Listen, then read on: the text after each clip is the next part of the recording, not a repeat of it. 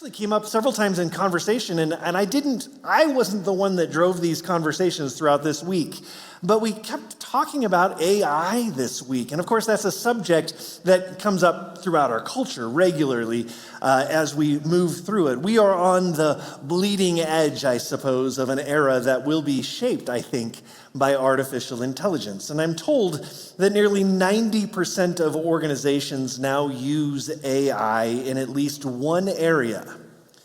And that seems likely then to propel us toward greater creativity, broader choices, and more efficient results. Yet at the same time, AI systems can amplify human biases. They destroy trust in media. They threaten individual privacy.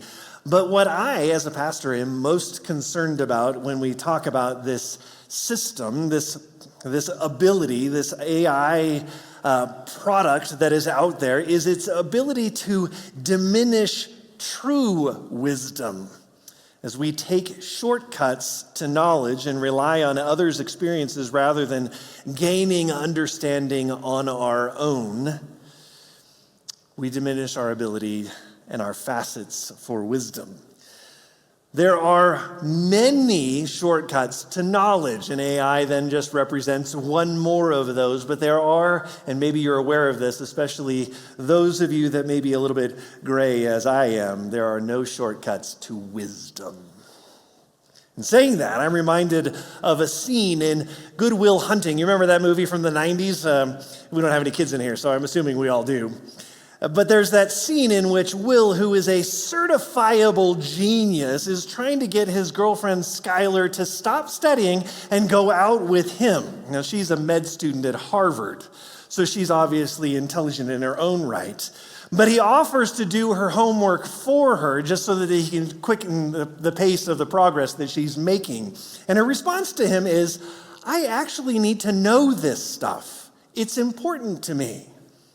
See, like Skylar, we need to gain wisdom. That need for wisdom is made all the more necessary by a world dominated by social media and filled with endless channels for distraction, temptation, and threats. If we don't know what is wise, how can we discern the right path for our lives? And how do we know which decisions will be best for ourselves? Most importantly, how do we know who to listen to even when we need guidance in those areas where we lack wisdom, which any measure of humility at all will suggest to us we need guidance. And so that's why this title of Wonderful Counselor that is given in the Messiah in Isaiah chapter 9, verse 6 is so important for us.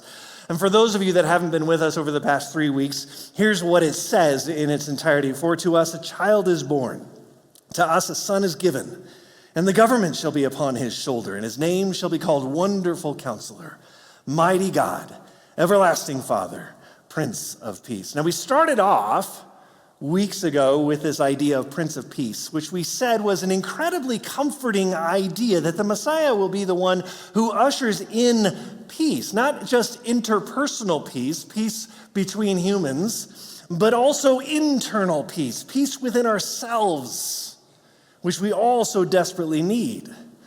Last week, we looked at what it means for him to be the mighty God and yet also the everlasting Father, marrying together these ideas that he is one who has ultimate control but also invites us in to a bear hug of sorts, I suppose, as it were.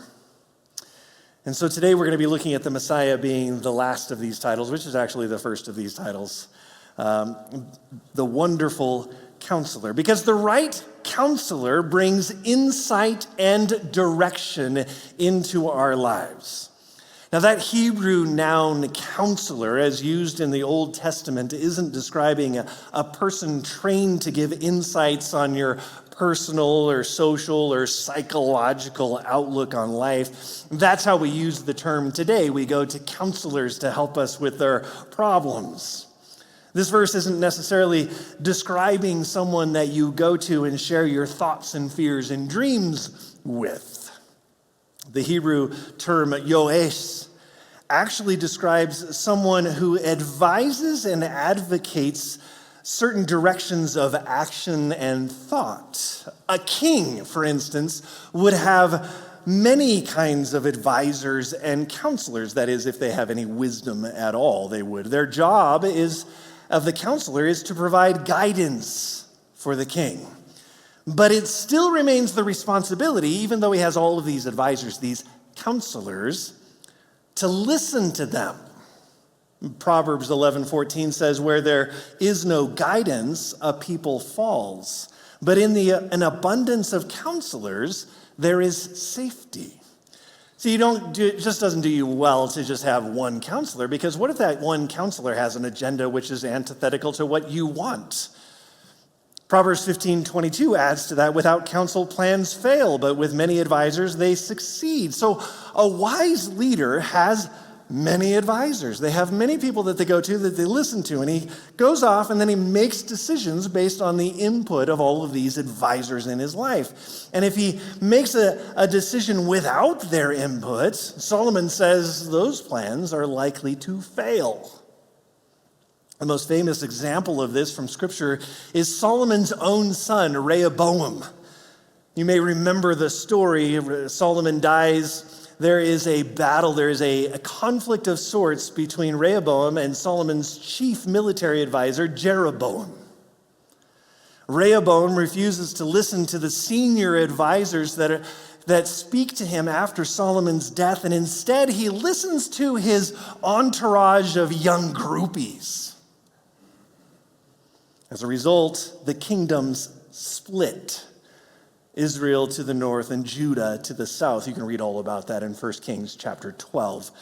See, the best counselor is someone who has gained expertise in a specific area, but isn't emotionally wrapped up in the passions and prejudices of the decision-making process. They're interested in seeing success of the whole, not the success of the individual, a la the young groupie. Their job is to look at all sides of a topic and then to guide you to a good end. An example for us today would be like a guidance counselor in a school setting, in a high school setting or in a college setting, where they're focused entirely on the academic success of the students who are coming to them. They advise them toward that end of academic success. The wonderful counselor, though, is advising us on God's standards for success. Now, in my Bible classes, we were told that Jesus fulfills 3 roles. He is the prophet, the priest, and the king. And while we often look at him in one role at a time as we're discussing these roles that Jesus has, he fulfills all of those roles simultaneously: prophet, priest, and king. He's a prophet when he speaks statements like, I go to prepare a place for you, and if I go, I will return so that you can be with me. Right? That's a prophetic statement. He makes a lot of prophetic statements throughout his 3 years of ministry. The priest's primary role is to intercede between God and us. Jesus becomes the ultimate intercessor by dying for us. He is the ultimate priest, says the book of Hebrews. And he is a king in what we saw last week. He's the Son of God. He's the King of Kings. And someday every knee will bow and every tongue confess that he is Lord. Because he fulfills all 3 of those roles, then he is the ultimate counselor as well. He has unique perspective and wisdom that goes beyond simply telling us what to do or what God has said. Any AI can do that. They've all been programmed with the Bible. But what he actually does is imparts to us wisdom through showing us how to walk our lives. How did he do that? By walking it himself. And therefore, we can look to his life and we can see how to keep the most important things, the center of it all. See, there is never, when we look at Jesus' life, there is never mission creep in his life. You know what mission creep is? This idea you set out in terms of maybe an organization, a business of sorts, and you say, we're going to do this kind of thing. And then all of these influences start coming into your company, into your organization, and they keep telling you, you should be focusing in on all of these other things. And then pretty soon, you're focusing on those things and not selling the widget that you originally planned on. That's mission creep. He lived his whole life aimed at what would happen on Passover week. His whole life was directed in that direction, where he would, on that week alone, fulfill all three roles that we see Jesus taking on.